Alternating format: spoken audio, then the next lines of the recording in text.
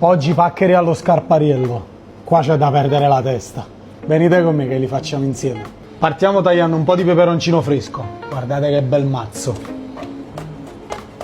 Olio all'aglio o come al solito uno spicchio d'aglio, olio extravergine e a fiamma bassa iniziamo a far rosolare il peperoncino. Ora mettiamoci i guanti che ci tocca schiacciare i pomodori. E mentre il peperoncino rosola dolcemente, noi ci andiamo a preparare i nostri San Marzano. Guardate che belli. Li rompiamo così, a mano. Mi raccomando, utilizziamo la polpa e non il sugo all'interno del pelato. E questo è il segreto di uno Scarpariello perfetto. Li rompiamo direttamente così, nella pentola calda con olio e peperoncino.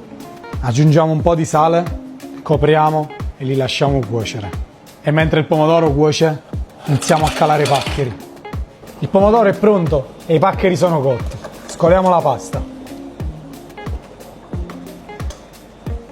Lasciamo un minutino insieme al pomodoro e poi mantechiamo.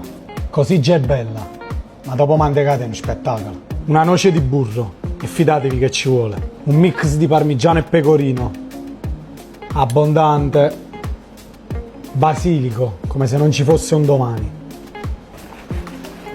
Non abbiate paura di sporcarvi, che ne vale la pena sentirla cantare. Impiattiamola, ma questa va impiattata senza fronzoli, così in abbondanza.